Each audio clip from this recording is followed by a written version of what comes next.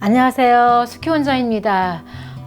근막의 원리가 어떤 건지, 근막이 몸에 끼치는 영향이 얼마큼 큰지 좀 자세히 말하고 싶었어요.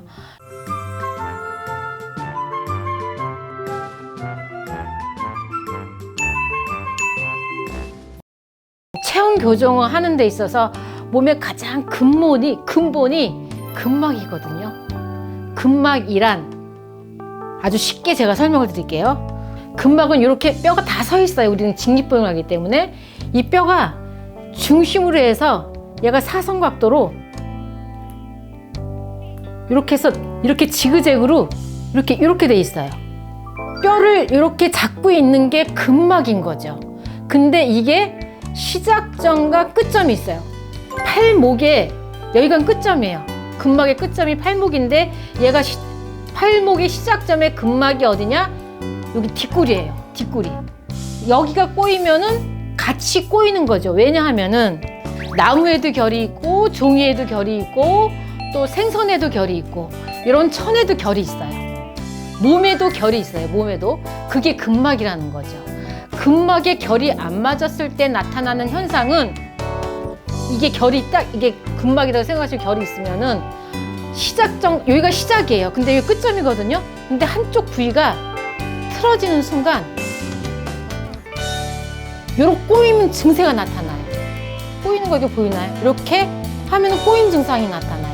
근데 제가 만든 운동은 이 끝점과 시작점을 같이 꼬임을 이렇게 풀어주면은 제자리에 간다라는 원리인 거죠.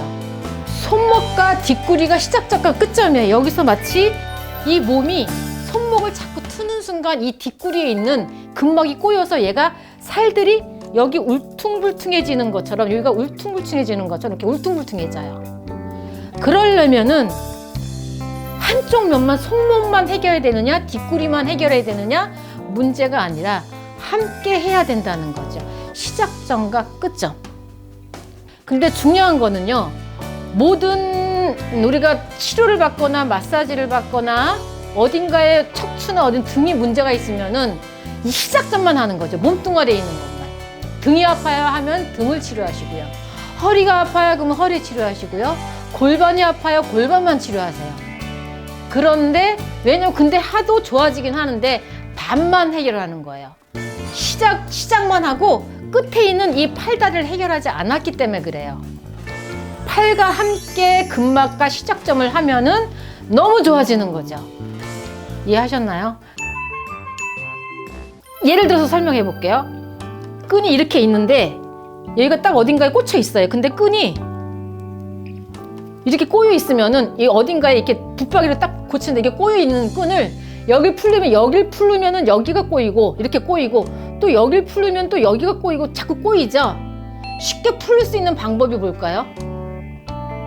끝에를 여기가 딱 끝이 나오죠. 이 끝에를 갖다가 이렇게 풀면은 쫙 풀어져요. 그쵸? 끝이 어디냐? 팔다리. 팔다리를 해결하지 않았기 때문에 몸의 근본적인 꼬임 증세를 해결할 수 없다는 거죠. 그래서 제가 만든 모든 동작의 척추운동인데 어디 몸을 돌려요? 팔로 하잖아요. 그게 끝지점인 근막을 회전 견인시키는 동작이에요. 팔 다리를 움직여야 되는데 그 각도의 근막의 각도가 45도라는 개념 하에 만들었어요. 근막이 이렇게 45도로 연결돼 있어요. 이렇게 두 개가 이렇게 지그재그로 양쪽으로. 근데 우리는 이쪽으로 잡아당기면 몸이 이쪽으로 닿으면 이쪽 근막은 이쪽으로 떨어져 버려요. 양쪽으로 균일하게 안 쓰죠. 우리가 공부를 할 때 왼쪽은 디디고 있고 오른쪽은 활동하는 영역을 하고 있어요. 그렇죠? 칼질할 때도 얘는 잡고 있고 얘는 써는 행위를 하고 있고 가위질을 할 때도 얘를 잡고 있고 가위질을 하고 있고 그렇죠? 운전을 할 때도 얘는 운전대를 잡고 얘는 뭐 조정을 하고 창문을 닦을 때도 얘는 잡고 있고 얘를 하나를 이렇게 창문 닦진 않죠. 이렇게 잡고 왼손잡이도 마찬가지로 모든 행위는 그렇게 한다는 거죠.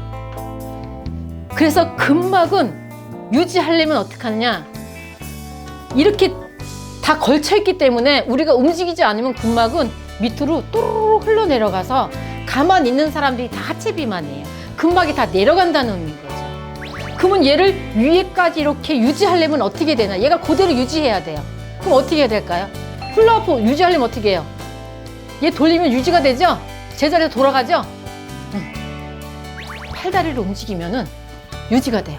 그래서 제가 팔다리 흔들어라, 팔다리 흔들어라. 그게 걷는 운동이고, 그게 팔다리 동작 교정 운동으로 제가 원리로 만든 이유인 거죠. 그래야 틀어지지 않게 할 수 있는 가장 좋은 방법이 우리는 직립보행을 하기 때문에 움직이는 동작을 해야 된다는 논리하에 모든 동작이 만들어진 거라고 이해하시면 돼요. 지금 설명드린 것까지는 근막의 원리예요. 어떻게 스키 원장의 운동법이 만들어지기까지의 원리를 아주 압축시켜서 만든 원리를 설명드린 거예요. 이해하셨나요?